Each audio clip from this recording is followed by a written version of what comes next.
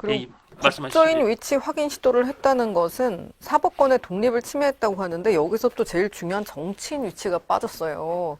정치인들이 그 리스트에 올라서 가장 컸는데 정말 비겁하게도 내란죄를 쏙 빼면서 정치인에 대한 건 하나도 판단을 안 했더라고요. 세상 이렇게 비겁할 수 있을까요? 그리고 이 정도는 예. 뭐 네. 위법이긴 하지만 그렇게 중대한 거 아니라도 봐도 되는 거 아니겠습니까? 그러니까요. 아니 진짜 쏙 뺐어요. 도대체 이 위치 확인을 사실 뭐 제가 이혼 소송 많이 하는데 그럴 네. 때 많이 해요. 근데 그렇죠. 처벌받는 게 거의 그냥 벌금 내는 겁니다. 예. 집행유예도 잘 안 나와요. 예. 역시 국민들이 굉장히 분노했던 것들. 옛날에 박근혜 대통령의 경우에는 태블릿이라든지 뭐 이런 거였다면 그런 거 쏙 빼고 말 한 마리 빌린 것 이런 거에서 정리를 했듯이 약간 그런 느낌이 없지 않아 듭니다. 우리가 8대 0이라는 성적표를 받았을 때 이것이 과연 납득할 만한 결정문으로 이어지는가? 그건 아닌 것 같아요. 읽으면서 자꾸 웃음이 나와서 참을 수가 없었습니다. 자, 이제 다음 질문 드리겠습니다.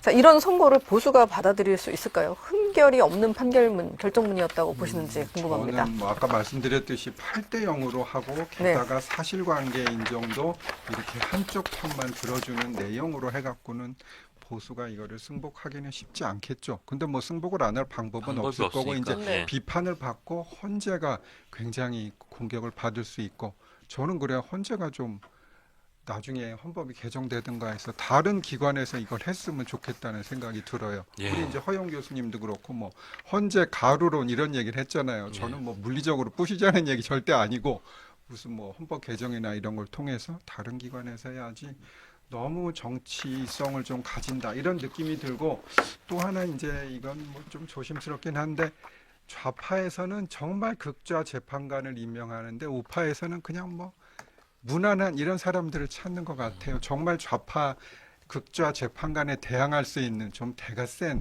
그런 분들을 좀 임명해 주셨으면 좋겠다라는 생각이 들더라고요. 우파, 이게 뭐, 헌재가 100번 양보해서 정치기관이라고 하잖아요. 네, 알겠습니다. 그럼 정치적인 사망 선고를 내렸다라고 저희가 인식을 하겠습니다. 하지만 그렇다면 정치적으로 비등한 파워게임을 했느냐. 너무 하신 게 없어요. 봐봐요. 제가 만약에 내가 좌파 성향 재판관이라 생각을 하면 내가 여기서 만약에 좌파의 입맛에 안 맞는, 진보의 입맛에 안 맞는 결론을 내리면 나는 한국에서 살 수 없겠지라는 절박함에 저를 몰았을 것 같아요. 근데 제가 만약에 보수 재판관이라면 만약에 보수 재판관들이 모두 손잡고 같이 등을 돌리면 국민들은 그럴 만한 이유가 있었겠지라고 생각하면서 나를 비판하지도 않고 난 한국에서 잘 살 수 있을 것 같아. 이런 생각을 했을 것 같아요. 그리고 조금 뭐 거친 비유지만 그 이제 뒤에 문 소장 대행이 그냥 한 줄 한 줄로 이거 뭐 보충 의견 이를테면 보수 재판관, 보수적 재판관 누구누구는 이런 의견 하나 있었습니다. 하나 걸어놓은 그런 얘기들. 예를 들어서 그 정영식 재판관 등이 그 형식적으로 회기가 달라져도 다른 회계 발의 횟수를 제한하는 입법이 필요하다. 왜냐하면 탄핵 소추를 뭐 네, 그 부분은 연이어했으니까. 아주 좋은 것 같아요. 뭐 그런 얘기들 이제 그런 얘기가 이렇게 그냥 보충으로 들어가 있는 거. 그다음에 아마 이 증거 형사소송법 적용도 뭐 김복형 재판관 등 누구는 앞으로 이걸 또 엄격하게 해야 된다는 게 들어가 있는 게 저는 그걸 들으면서 이제 그 부분 들으면서 이미 다 게임이 끝났구나. 이거 그냥 만장일치가 나오는 것 같구나. 뭐 아마 변호사님 느끼셨을 텐데 어떤 느낌이었냐면 아니 내가 정말 부당하게 불법적으로 누군가가 저한테 폭력을 휘둘렀으면 그 맞은 사람이 같이 때리든지 아니면 그 사람을 경찰에 전화해서 신고하든지 뭔가 그런 조치를 취해야 맞는 거잖아요. 근데 막 맞고 피가 나고 있는데 가고 너 진짜 한 번만 더 때리면 다음에 때리면 너 진짜 혼낼 거야. 이거는 사실은 아무런 대응 조치가 아닌 거잖아요. 그렇죠. 한 번만 더 때리면 너 진짜 혼날 거야. 이거는 좀 심하게 표현하면 얘는 좀 맞아도 별 말을 안 하는 약간 호구 같은 사람이구나 라는 인식을 줄 수 있는 행동이라고 생각하거든요. 아니 하다못해 학교면 학폭위에 뭐 신고라든지 경찰에 신고하든지 아니면 정말 정당방위에 해당하는 상황이면 한 대를 10대 맞으면 한 대를 때려야 맞는 건데 다 피나고 맞고 있는데 울면서 다음에 한 번만 더 때리면 진짜 그때 너 가만 안 둘 거야 라고 말하는 것 같은 느낌이어서 결정문에 이거밖에 못 담아야 됐나? 조금 더 강하게 담거나 누가 소수 의견을 최소한 한두 명이라도 한두 분이라도 담았으면 이게 뭐 국민적인 뭐 불만을 잠재우는 만장일치가 아니라 아니 그런 의견을 갖고 계셨던 국민들이 되게 많으셨잖아요. 그럼 그분들이 그래도 이게 8분 중에 1명, 2분이라도 이게 반영됐구나. 오히려 그게 조금 더 마음을 이렇게 좀 가라앉히는 데 도움이 되지 않았을까. 당연히 그렇습니다. 그게 안타까웠습니다, 진짜. 근데 제가 이거 보다가 곽종근, 홍장원 이 진술을 대부분 믿어준 것 같지 않으셨어요? 그런 네, 느낌이. 그렇죠. 그게 되게 안타까웠어요. 예. 근데 이분들 진술에 정말 신빙성도 떨어지고 곽종근 그분은 또 뭐 나중에 회유설도 있고 그렇죠. 녹취록도 나오고 그랬는데 그런 데에 대해서는 아무 얘기도 없고 뭐 홍장은 메모도 진짜 뭐 이상한 그림 같은 것도 있고 이런데 왜 이렇게까지 사실 인정을 했어야 되나 그게 안타깝죠. 저는 사실 기각이 인용이 돼도 6대2라고 저는 예상을 했었고 네, 저도 그랬어요. 한 두 분 네. 정도는 지금 말씀하신 네, 그런 네. 부분. 자, 이거는 도저히 증거로 채택 못한다. 이건 도저히 증거로 삼을 수 없으니까 배척한다. 한 다음에 그럼 남는 이 증거를 갖고는 1번, 3번, 4번은 도저히 뭐 인정실 안 되고 예를 들면 2번, 5번은 인정되지만 대통령이라는 국민이 뽑은 최고의 공직자를 파면할 만큼 이르지 않는다. 그래서 뭐 기각. 이런 의견은 한두 분은 진짜 나올 줄 알았거든요. 네. 그게 안 나오니까 너무 좀 허탈하고 네. 허무하더라고요.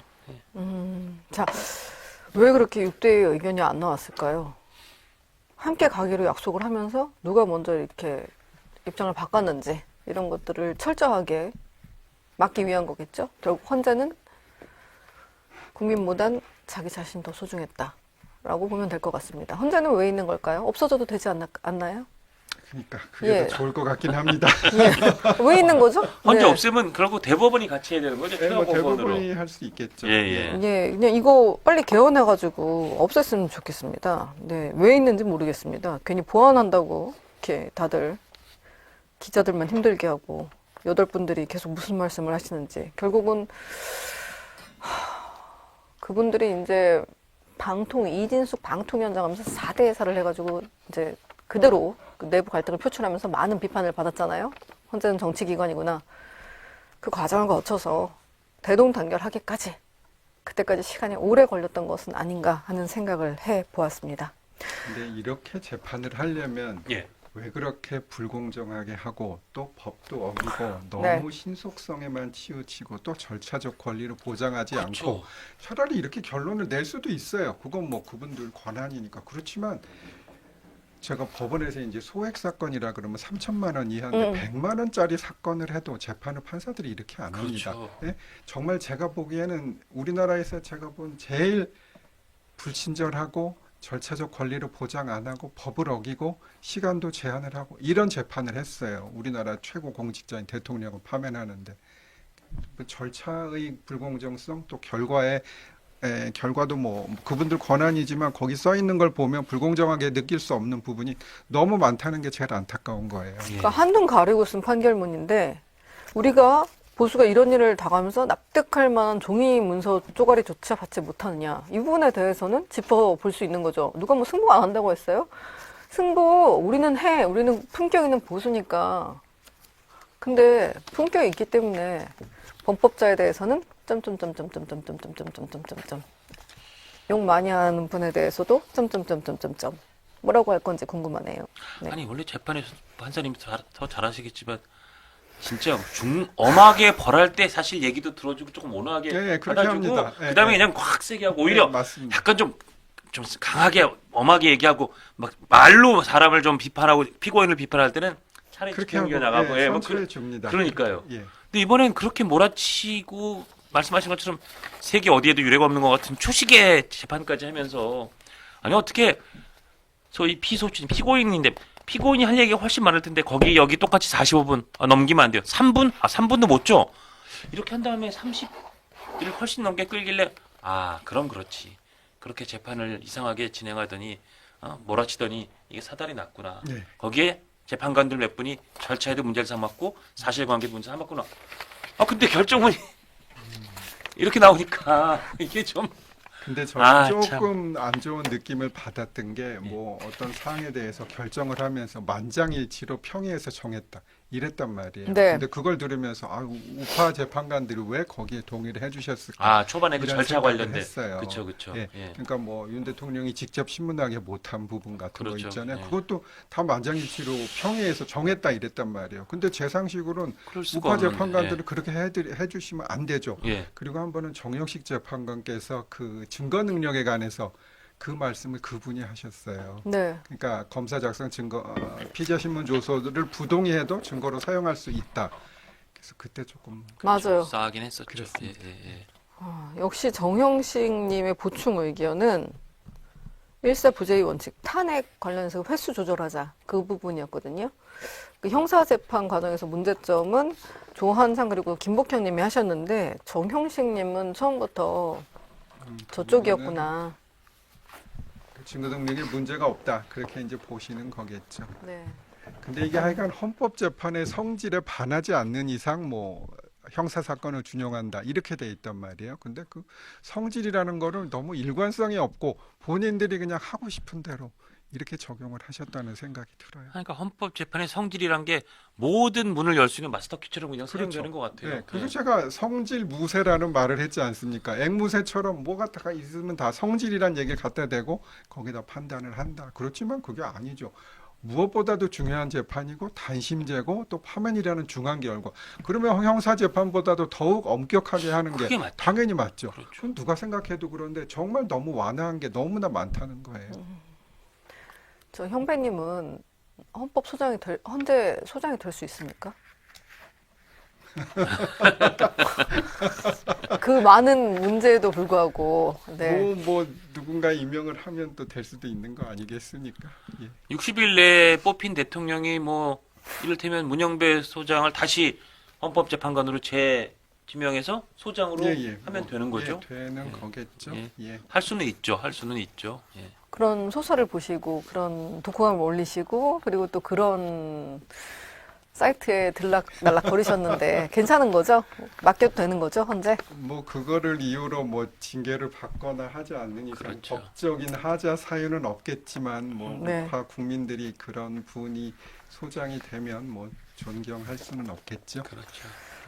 그렇습니다. 저 정말 짚어봐야 될 부분이 많은데요. 저는 낙지탕탕이 재판이라는 생각을 했어요. 우리 국장님께서 하시는 말씀인데, 낙지탕탕탕탕 하는 거예요. 그때 계엄했을 때 그 순간에, 줄탄핵은 뭔 줄탄핵, 탄핵하고 있는 사람 단 2명, 그리고, 예산? 그렇지, 그 예산. 그럼 나는 이렇게 할 수 있겠다.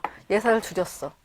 예산을 줄였는데, 그 예산은 아직 한국은행 금고에 있었으므로 아직 발생하지 않았으니, 어떠한 위험도 없다. 그럼 트럼프가 관세 25라고 써가지고서 우리나라 관세 25 먹인다고 했는데 그거는 판넬에 있는 거니까 아무 위험이 안 되나? 탕탕이도 이런 탕탕이가 있습니까? 적어도 그러니까 잘못한 건 잘못했다고 해도 돼요. 하지만 팍팍 긁어서 마치 우리 민주당 의견이 최고야. 국회 탄핵 소추안이 최고야. 이 안에 빨리 끌어내려서 이재명 대통령을 만들어야 돼. 라는 느낌으로 쓴 것 같은 결정문을 쓰면 국민들이 그 속이 어떻겠습니까? 이건 승복과는 별개의 문제죠. 우리가 뭐 폭력적 행위를 합니까? 농성을 합니까? 하지만 당신들의 판결문은 굉장히 수준이 낮다라는 건 짚어줄 수 있는 거죠.